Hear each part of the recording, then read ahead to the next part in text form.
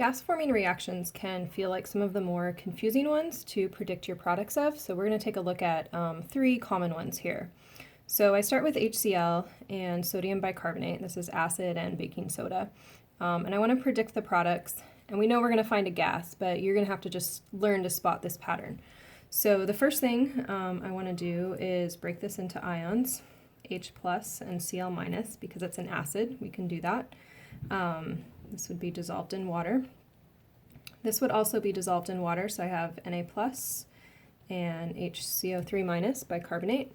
Then I'm going to recombine those ions, so the H plus will connect with this anion from the other side, and then the Na plus will combine with the chloride. After I've done that, I can look for the products, so that would be H2CO3 and NaCl. If I go look this up, I can find out with my solubility rules that the sodium chloride is aqueous. The H2CO3, this should be a red flag, pink flag, whatever in your head. This is going to break down. It's not a stable acid. So anytime I see that, it's always going to break down into liquid water and carbon dioxide bubbles.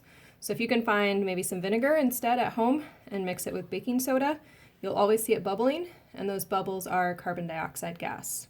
So what this means for my products here is my products are going to be liquid water, carbon dioxide gas, and sodium chloride that is aqueous. And that gas then is the carbon dioxide that shows up in a couple different places. So this isn't balanced yet, but that's how I would predict those products. So we know there's always patterns to look for, right? So if we take this and we look at kind of a similar reaction, HCl and sodium sulfite, and I want to predict what the products are going to be, I will first think about what the ions are here, H plus, Cl minus, Na plus, and sulfite. Then I'm going to recombine those. So H plus will combine with SO3 2 minus, Na plus with Cl minus. Here I'm going to need 2 H's to balance out that SO3 2 minus, so that's H2SO3 as I go to make my products here, and this would be NaCl. This, like the H2CO3 on the last slide, H2CO3, H2SO3 is not going to be stable, so this breaks up always into liquid water and sulfur dioxide gas, which is a pretty nasty gas. So when we do this experiment in lab, we do it in the hood.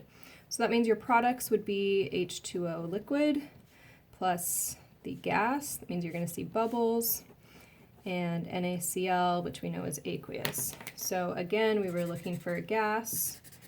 We found a gas. We found a gas. So anytime you predict this H2SO3, you have to know it's going to turn into gas bubbles. Finally, one last gas-forming reaction example. Here we have a single displacement reaction, and you would be told that the iron turns into iron 2 plus. So here, ions, this would become Fe2 plus. This would be H plus and SO4 2 minus. When we recombine those, I get Fe2 plus and SO4 2 minus, and then I just have hydrogen by itself. Here's the thing you want to spot. You're not going to find H plus all by itself, so this is always going to turn into the diatomic form of hydrogen, which is hydrogen gas, and this would be FeSO4. So looking at products, and this I believe is aqueous. My products would be iron sulfate plus hydrogen gas, and so here is the gas that I made. Again, watch out, if you have hydrogen alone in a single displacement, it will always form that H2 gas.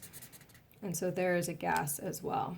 So we have basically 3 different gas forming reactions you just need to recognize. When you form this hydrogen or carbonic acid, that will break down into a gas. when you form this H2SO3, that will turn into a gas, and when I have hydrogen by itself in a single displacement, that will also be a gas. So I hope that helps you understand your gas forming reactions.